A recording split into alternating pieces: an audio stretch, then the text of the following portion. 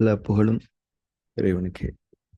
நம் அனைவர் மீதும் இறைவன் புறத்திலிருந்து அமைதியும் சமாதானமும் நிறைவாக உண்டாகட்டும். இன்றைய தியான வகுப்பை நாம் துவங்கலாம். நேற்றைய புக் ரீடிங் செஷன்ல ரொம்ப முக்கியமான ஒரு விஷயத்தை நம்ம ரீட் பண்ணோம்.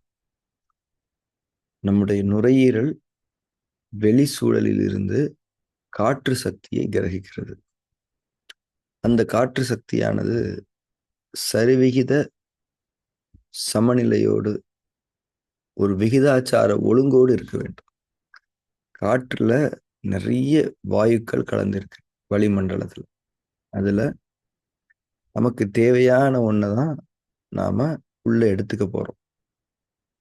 ஆனா நமக்கு தேவையான ஒண்ணை மட்டும் தனியா பிரிச்சு நம்ம எடுத்துக்க முடியாது. எல்லாம் மொத்தமா உள்ள வரும். அதிலிருந்து நுரையீரல் தனக்கு தேவையான அந்த பிராணவாயுவை கிரகித்துக் கொள்ளும். லைக் உணவு சாப்பிடுற மாதிரி நம்ம உணவுகளை சாப்பிடுறோம். நம்ம ஜீரண மண்டலம் அந்த உணவுகள்ல இருக்கக்கூடிய நன்மைகளை பிரிச்சு கிரகிச்சு அக்செப்ட் பண்ணிக்குது. அந்த மாதிரிதான் காற்று. ஜீரண மண்டலம் நல்லபடியா இருந்தா தானே இந்த பிரிப்பு கிரகிப்பு என்பது நடக்கும். இந்த மாதிரி நுரையீரல் என்பது சரியான உயிரோட்டத்தோடு இருந்தால்தான் காற்றிலிருந்து நம்முடைய உடலுக்கு தேவையான உயிர் சக்தி என்பது நல்ல முறையில் பிரித்தெடுக்கப்பட்டு உள்ளே கிரகிக்கப்படும்.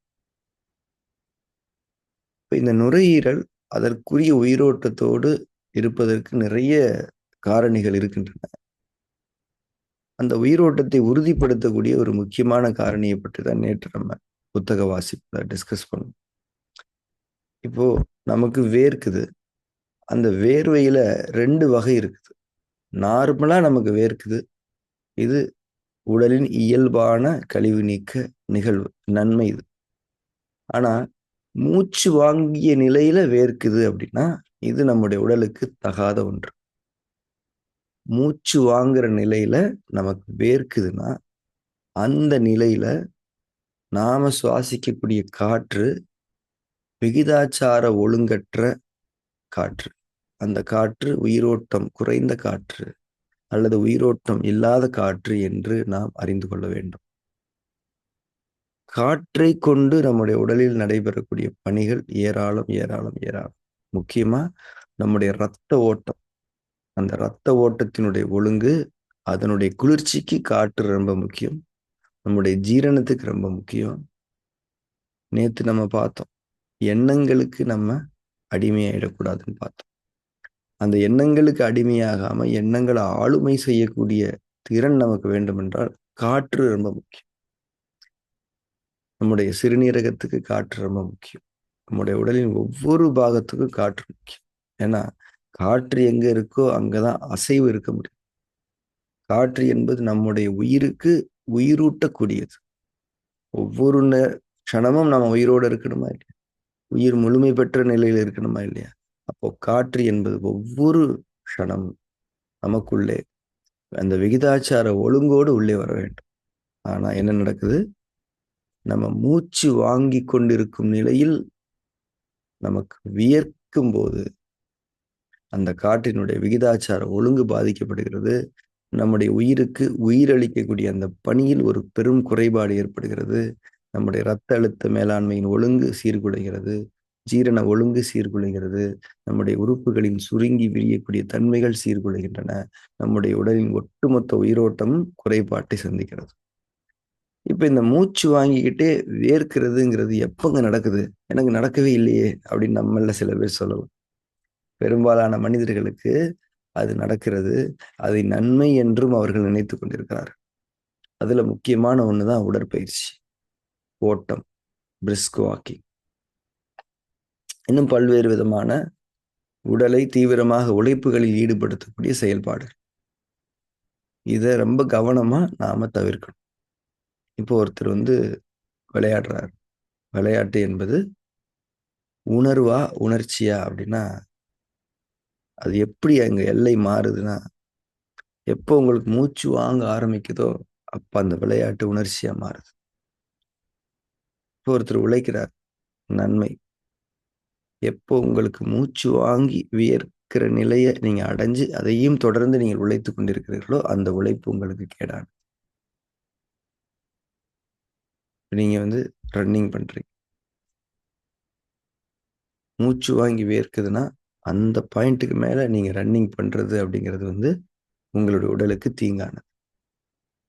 எந்த இடத்துல நீங்க உடல் சோர்வை, மனச்சோர்வை உணர்ந்து அதையும் தாண்டி அதில் தொடர்ந்து இருக்கிறீர்களோ, அது நம்முடைய உடலுக்கு கேடானது. நம்முடைய நுரையீரல் விகிதாச்சார ஒழுங்குடன் கூடிய காற்றை உள்ளே கிரகிக்காது என்பதை நாம் புரிந்து கொள்ள வேண்டும். முக்கியமா உடற்பயிற்சி. ஜிம்முக்கு போறீங்க. இன்னைக்கு நிறைய எதுக்காக இன்னைக்கு இதை டிஸ்கஸ் பண்றோம்னா, இன்னைக்கு ஜிம்முக்கு போறது அப்படிங்கிறது வந்து ஒரு ஆரோக்கியமான பழக்கம். போயிட்டு வேர்க்க விறுவிறுக்க ஜிம் பண்ணி வெயிட்டை தூக்கி உடலை கட்டு மஸ்தா வச்சுக்கணும்.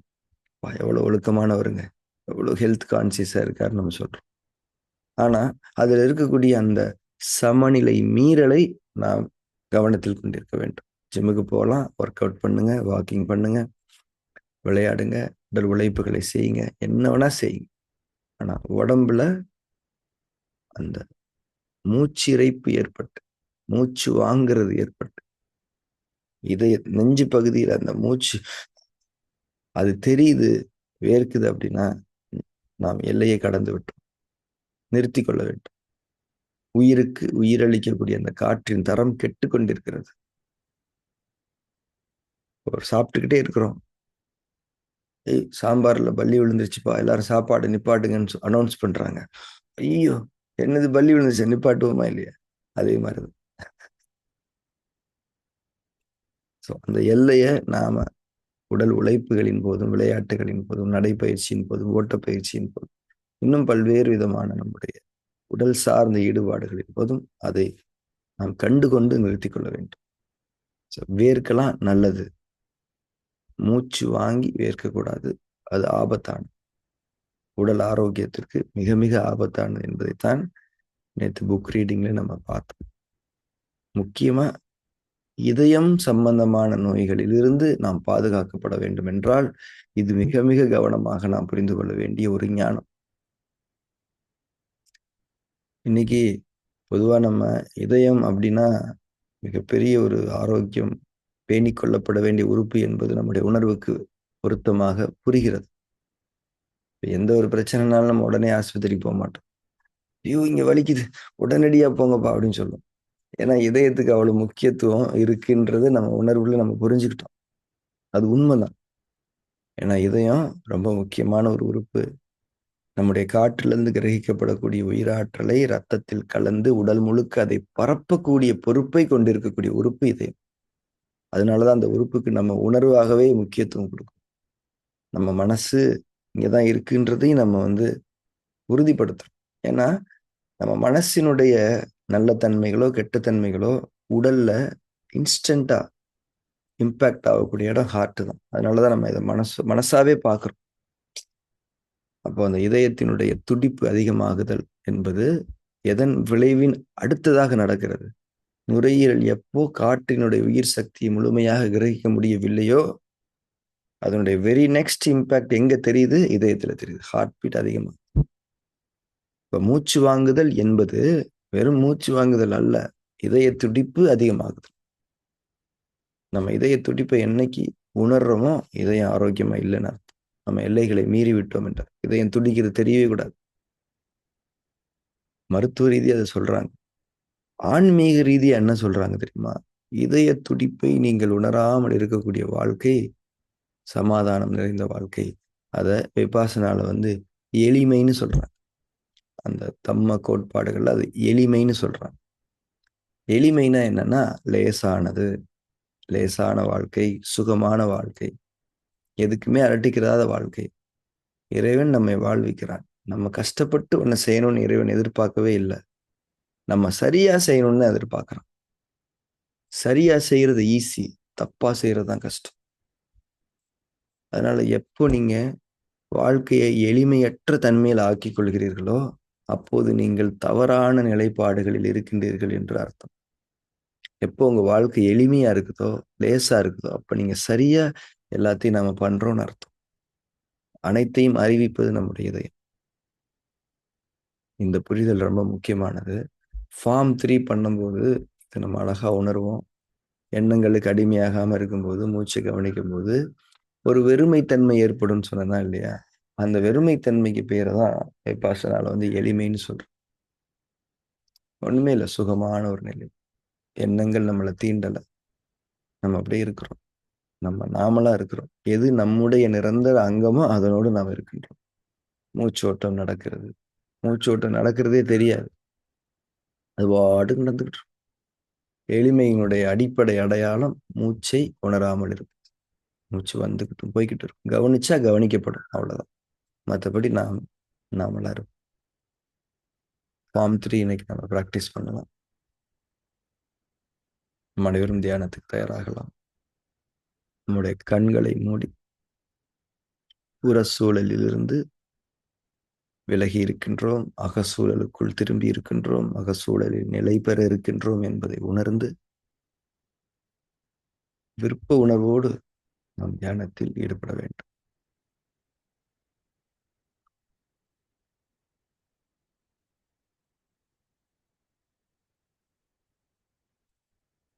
உடல் அதிஷ்டானாவில் நிலைப்படுத்தப்பட வேண்டும். இறுக்கங்கள் அற்ற, முற்றிலும் தளர்வான, அசைவற்ற நிலையில் சுகமாக உடலை நிலைப்படுத்தும். மூச்சின் மீது கவனம் ஏற்படட்டும். கவனத்தோடு உணர்வும் கொள்ளுங்கள். தியானத்தின் முதல் படியில் ஓரிரு நிமிடங்கள் நிலைத்திருக்கலாம்.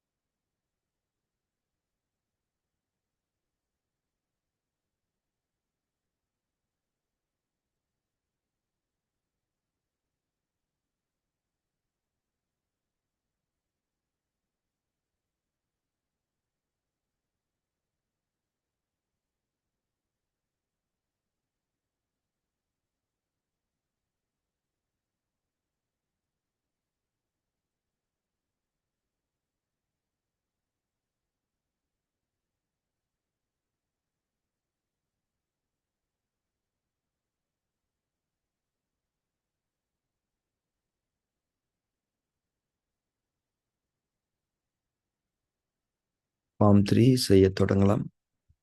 ஷிஃப்ட் ஆகுங்க ப்ராப்பரா. சாட்சி பாவனை என்ற நிலைப்பாட்டில் நம்முடைய மனதை நிறுத்துகிறோம். சாட்சி பாவனை என்பது நம்முடைய உள்ளும் புறமும் எது நிகழ்ந்தாலும் அவைகளை வெறுமனே ஈடுபாடுகளின்றி பார்த்து கொண்டிருக்கக்கூடிய ஒரு தன்மை.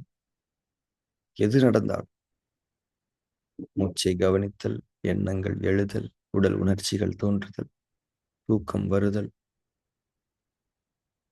புறத்தூண்டல்கள் மூலம் நம்முடைய அகநிலையில் சலனங்கள் ஏற்படுதல், வெறுமைத்தன்மை ஏற்படுதல், எது நிகழ்ந்தாலும் அவைகளை முழுமையான ஏற்றுக்கொள்ளுதல் தன்மையோடு பார்த்து கொண்டிருக்க, விலகி நின்று பார்த்து கொண்டிருக்க, சாட்சி பாவனையில் நிலைத்திருக்க. முக்கியமாக அதில் எண்ணங்கள் நம்முடைய அங்கங்கள் அல்ல, அவைகள் வந்து போகக்கூடியவைகள் என்ற அந்த உணர்வையும் நீங்கள் உறுதிப்படுத்திக் கொள்ளுங்கள்.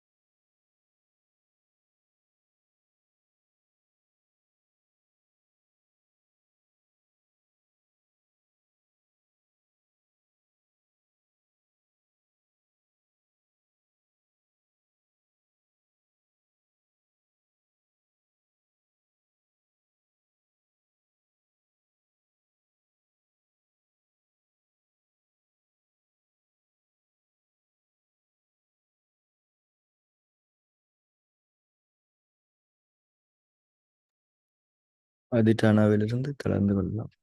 தியானத்தில் தொடர்ந்து.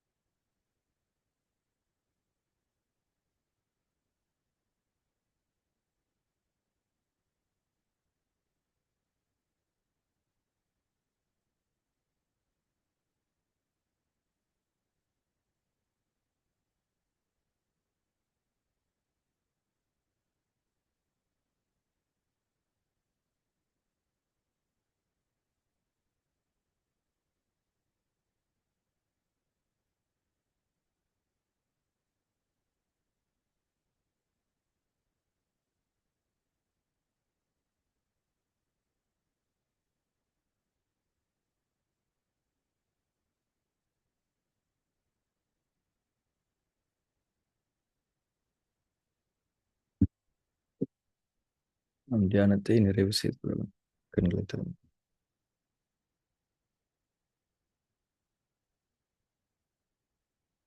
இந்த நுரையீரலுடைய உயிர்த்தன்மை பற்றி நாம் பேசிய என்ற மருத்துவ தகவல் மிகவும் முக்கியமானது.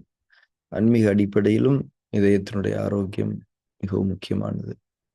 ஏன்னா தியானத்தின் மூலமா நம்ம முதல்ல அச்சீவ் பண்ணிக்கிறது உடல் ஆரோக்கியம் தான்.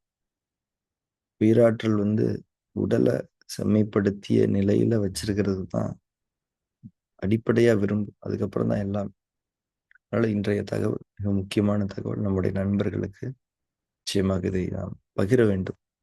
இந்த வகுப்பினுடைய ஆடியோ எக்ஸ்ட்ராக்ட் பண்ணி உங்களுக்கு ஷேர் பண்ணும். முடிஞ்ச எல்லாருக்கும் அதை பகிர்ந்து கொள்ளலாம். Thank you very much. நாளைய வகுப்பில் நாம் சந்திக்கலாம்.